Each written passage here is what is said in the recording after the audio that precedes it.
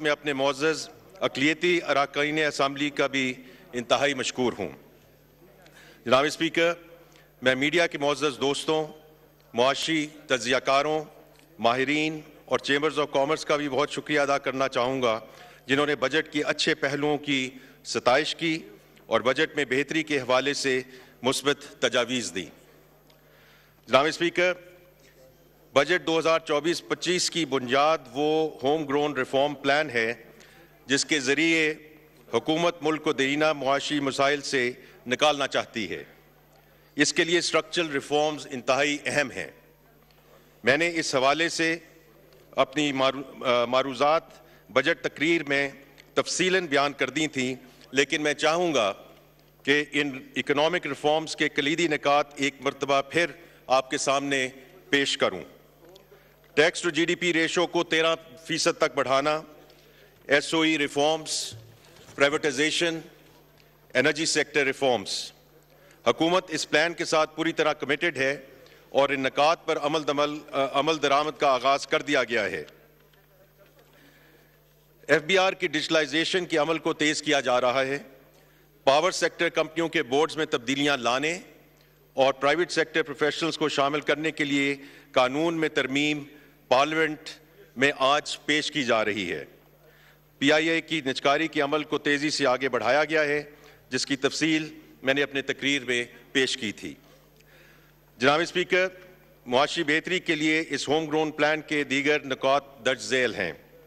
Private sector کو مرکزی اہمیت دینا، معیشت میں انسینٹیوز کو درست کرنا تاکہ ہم ایک گورنمنٹ لیڈ اکانومی سے ایک مارکیٹ ڈریون اکانومی بن سکیں، ٹارگیٹڈ سوشل پروٹیکشن سسٹم، قیمتوں اور ایفیشنسی میں بگاڑ پیدا کرنے والی سبسڈیز کا خاتمہ، broad based fair taxation system کا قیام، اور آخر میں جدید تعلیم اور سکلز ڈیولپمنٹ کی انیشیٹو۔ میں یقین کروانا چاہتا ہوں کہ حکومت پر سنجیدگی سے عمل کر رہی ہے۔ اس حوالے سے اسٹیک ہولڈرز کو کوارٹرلی بیسس پر عمل درآمد کے حوالے سے اپڈیٹس مہیا کی جائیں گی۔ جناب اسپیکر، قومی اسمبلی کے معزز اراکین کی طرح معزز سینیٹرز نے بھی بجٹ تجاویز کا بغور پیش کی۔ یہاں میں سینٹ کی قائمہ کمیٹی برائے خزانہ کے تمام اراکین، خصوصاً جناب گزار ہوں۔ قائمہ کمیٹی کے اجلاس میں ان تمام تجاویز پر سیر حاصل بحث ہوئی۔ مفاد عامہ کے پیش نظر حکومت نے ان میں سے کئی تجاویز پر عمل کرنے کا فیصلہ کیا ہے، جن کی تفصیل درج ذیل ہے۔ نمبر 1، انکم ٹیکس کے حوالے سے سم بلاک کرنے اور غیر ملکی سفر پر پابندی جیسے اقدامات پر عمل درآمد سے پہلے نان فائلرز کو پرسنل ہیئرنگ کا موقع دیا جائے گا۔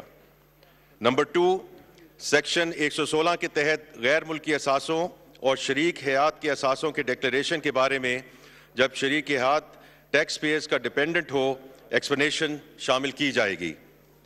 Number 3، sales tax, income tax اور ایف ای ڈی کے لیے ڈیفالٹ سرچارج کی شرح کو بڑھا کر قائبر پلس 3% یا 12% میں سے جو بھی زیادہ ہو کر دیا گیا ہے۔ اس بات پر بھی اتفاق کیا گیا ہے کہ انکم ٹیکس ریٹرن تاخیر سے فائل کرنے والوں کے جرمانے میں اضافہ کرنے کی تجویز کو فائلرز کے ہیبیچول ہونے سے مشروط کر دیا جائے۔ اگر ٹیکس پیئر نے گزشتہ 3 سالوں میں سے کسی ایک میں بھی اپنا ریٹرن بروقت جمع کرایا ہے تو اس پر ٹیکس کی شرح میں اضافہ نہیں ہوگا۔ نمبر 5، اسٹیشنری آئٹمز کے لیے ٹیکس ایگزیمپشن کو برقرار رکھا گیا ہے۔ نمبر 6، سیلز ٹیکس ایکٹ کے 8ویں شیڈیول کے ٹیبل 1 کے سیریل نمبر 73 کے تحت ایچ ای وی کے لیے موجودہ ریڈیوس ریٹس کو بھی برقرار رکھا گیا ہے۔ نمبر 7، ای ایف ایس 2021 کے تحت لوکل سپلائز کی زیرو ریٹنگ کو ختم نہیں کیا جائے گا۔ نمبر 8، سیلز ٹیکس اور ایف ای ڈی کیسز کی کمشنر اپیل سے اپیلٹ ٹریبونل کو منتقلی کی تاریخ میں 16 جون 2024 سے 31 دسمبر 2024 تک توسیع کر دی گئی ہے۔ اور آخر میں سیلز ٹیکس ایکٹ 1990 کے مجزوہ سیکشن 25 کی ڈرافٹنگ میں بہتری کی تجویز کو قبول کر لیا گیا ہے۔ جناب اسپیکر، زراعت، تعلیم اور صحت کے شعبے حکومت کی ترجیحات میں اہم ہیں۔ وزیر اعظم کی خصوصی ہدایت کے مطابق ہم نے زراعت، صحت، تعلیم اور رینیوبل انرجی کے شعبوں میں ہر ممکن تحفظ دینے کی کوشش کی ہے۔ اس سلسلے میں جو تجاویز ہیں بشمول جو محترم بلاول بھٹو صاحب نے بھی ان کا ذکر کیا، جن میں خیراتی ہسپتالوں پر سیلز ٹیکس کا استثناء برقرار رکھنا، ٹیکس ریبیٹ کی، وہ سب ہیں جن ریویو کر ان کو اکوموڈیٹ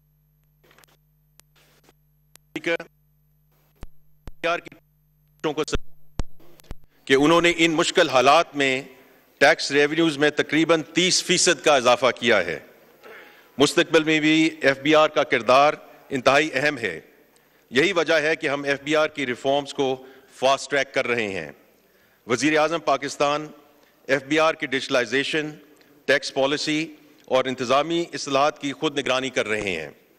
حکومت نے بجٹ 2024-25 میں ایف بی آر کی ڈیجیٹلائزیشن اور اصلاحات کے لیے 7 ارب روپے مختص کیے ہیں۔ ساتھ ہی ساتھ حکومت ٹیکس پالیسی اور ایڈمنسٹریشن کو علیحدہ کرنے کے لیے ٹھوس اقدامات لینے جا رہی ہے۔ Track and trace system, point of sale کے دائرہ کار کو وسیع کیا جا رہا ہے تاکہ ٹیکس کے نظام میں لیکیجز کو دور کر کے حکومتی آمدن میں اضافہ کیا جا سکے۔ جناب اسپیکر، ہمارے ملک کے تاجران اور دکانداروں کو قومی ضرورت کے مطابق ٹیکس نیٹ میں آنا ضروری ہے۔ ایسے ٹھوس اقدامات کی ضرورت ہے جس سے قوم اور ملک ترقی کی جانب گامزن ہو۔ مجوزہ بجٹ 2024-25 میں ایف بی آر نے ایسے اقدامات کا اصولی فیصلہ کیا ہے جس کے تحت تاجران، ریٹیلرز اور ڈسٹریبیوٹرز کو ٹیکس کے دائرہ کار میں لایا جائے گا۔ اس سلسلے میں پہلا اور مؤثر قدم نان فائلرز کے لیے سیکشن 236G اور سیکشن 236H کے ریٹ میں بھاری اضافہ کیا جا رہا ہے۔ 1 جولائی 2024 سے اس کا اطلاق تمام سیکٹرز پر ہوگا۔ اب وقت آ گیا ہے کہ جو دکاندار ایف بی آر کی تاجر دوست اسکیم کا حصہ نہیں بنتے ان کے خلاف سخت اقدامات کیے جائیں۔ جناب اسپیکر، بجٹ 2024-25 کا ایک اہم مقصد مالی خسارے کو کم کرنا ہے۔ اس حوالے سے بجٹ میں ان تجاویز کو اہمیت دی گئی ہے جن کے ذریعے حکومتی وسائل میں اضافہ کیا جا سکے اور غیر ضروری اخراجات میں کمی لائی جائے۔ پینشن اصلاحات کے ذریعے مستقبل کے پینشن اخراجات کو کم کیا جائے گا۔ وفاقی حکومت کے حجم کو کم کرنے اور وسائل کی ضیاع کو روکنے کے لیے اقدامات کیے جائیں گے۔ اس کے ساتھ حکومت کے نظام میں سمپلسٹی اور ٹرانسپیرنسی کے لیے اہم اقدامات کیے جائیں گے جن میں ای پروکیورمنٹ جیسے اقدامات شامل ہیں۔ جناب اسپیکر، وزیر اعظم محمد شہباز شریف کی ہدایت کی روشنی میں رواں مالی سال کی طرح اگلے مالی سال میں بھی سرکاری اداروں میں سادگی اور کفایت شعاری کے اقدامات پر عمل کیا جائے گا۔ اس سلسلے میں میری زیر صدارت ایک کمیٹی تشکیل دی گئی ہے جو وفاقی حکومت کے سٹرکچر کا بغور جائزہ لے کر وزارتوں کو بند کرنے، مرج کرنے یا صوبوں کو ڈیوالو کرنے کے حوالے سے وزیر اعظم کو بہت جلد تجاویز دیں گی۔ وزیر اعظم خود ان تجاویز پر عمل درآمد کا اعلان کریں گے انشاءاللہ۔ جناب اسپیکر، وفاقی حکومت صوبائی حکومتوں کے ساتھ مل کر مالی استحکام کی کوششیں جاری رکھے گی۔ میں نے اپنی تقریر میں ایک نیشنل فسکل پیکٹ کی تجویز دی تھی۔ اس حوالے سے وفاقی حکومت صوبوں کے ساتھ مل کر ملک کے مجموعی مالی وسائل میں اضافے کی خواہش مند ہے۔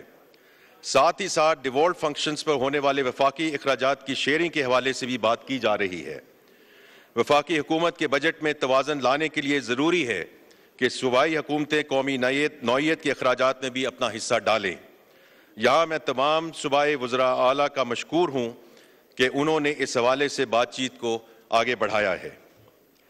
جناب اسپیکر، دفاعی بجٹ کے حوالے سے میں اس معزز ایوان میں گزارش کرنا چاہتا ہوں کہ پاکستان کی مسلح افواج ہر وقت ملک و قوم کے دفاع اور اندرونی اور بیرونی سازشوں کے خلاف سیسا پلائی دیوار کی طرح کھڑی ہے۔ ہمیں اپنی مسلح افواج اور سول آرمڈ فورسز کی کارکردگی اور قربانیوں پر فخر ہے۔ نیشنل سیکیورٹی ہماری اہم ترین ترجیح ہے۔ یہی وجہ ہے کہ تمام تر مالی مشکلات کے باوجود حکومت اپنی مسلح افواج کو ضروری وسائل کی فراہمی کو یقینی بنائے گی۔ انشاءاللہ ہم اس سلسلے میں کسی رکاوٹ کو آڑے نہیں آنے دیں گے۔ جناب اسپیکر، کئی معزز اراکین قومی اسمبلی اور سینٹ نے ملک میں سرمایہ کاری کو فروغ دینے کے لیے اقدامات پر زور دیا ہے۔ حکومت اس حوالے سے ٹھوس اقدامات اٹھا رہی ہے، جن میں سی پیک فیز 2 پر عمل درآمد کو تیز کرنا سر فہرست ہے۔ اس حوالے سے چینی ماہرین کو فول پروف سیکیورٹی فراہم کرنا انتہائی اہم ہے۔ حکومت ایک جامع منصوبے کے ذریعے چینی ماہرین کی سیکیورٹی کو یقینی بنا رہی ہے تاکہ ان سازشی عناصر کا کلا کما کیا جا سکے جو پاکستان اور چین کے باہمی تعلقات کو ٹھیس پہنچانا چاہتے ہیں۔ وزیر اعظم صاحب اور SIFC کی بدولت دوست ممالک خصوصاً سعودی عرب اور متحدہ عرب امارات کی جانب سے پاکستان میں سرمایہ کاری میں مثبت پیش رفت ہوئی ہے۔ ہمیں قوی امید ہے کہ مستقبل قریب میں اس حوالے سے انشاءاللہ اچھی خبریں آئیں گی۔ جناب اسپیکر، جیسے کہ میں نے اپنی بجٹ تقریر میں واضح کیا کہ حکومت اگلے IMF پروگرام کے حوالے سے مثبت پیش رفت کر رہی ہے۔ یہ پروگرام ملک کے معاشی مسائل کے دیرپا حل کے لیے اہمیت کا حامل ہے۔ ہم حتی المقدور کوشش کریں گے کہ اگلے IMF پروگرام کو پاکستان کا آخری پروگرام بنایا جا سکے۔ اس عزم کا اظہار وزیر اعظم پاکستان نے خود قوم سے اپنے خطاب میں کیا ہے، جو اس حوالے سے حکومت کے پختہ عزم کی نشاندہی کرتا ہے۔ جناب اسپیکر، میں تمام اراکین اسمبلی کو یہ یقین دہانی کروانا چاہتا ہوں کہ مہنگائی میں کمی حکومت کی اولین ترجیحات میں سے ہے۔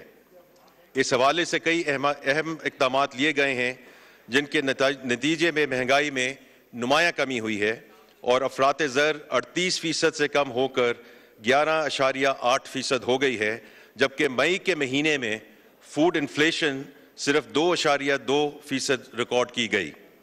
حکومت ان کوششوں کو جاری رکھے گی تاکہ مہنگائی کو مزید کم کیا جا سکے۔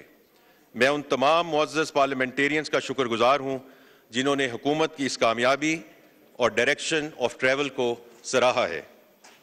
جناب اسپیکر، کچھ پارلیمنٹیرینز نے صنعتی شعبے کے لیے سہولیات پر زور دیا۔ وزیر اعظم صاحب نے اس حوالے سے انتہائی اہم فیصلے لیتے ہوئے صنعتی شعبے کے لیے بجلی کی قیمت میں کمی کا اعلان کیا۔ پالیسی ریٹ اور بجلی کی قیمت میں کمی سے ملک میں صنعتی شعبے کو فروغ دینے میں مدد ملے گی۔ جناب اسپیکر، 2024-25 PSTP میں جاری منصوبوں کی تکمیل کو ترجیح دی گئی ہے۔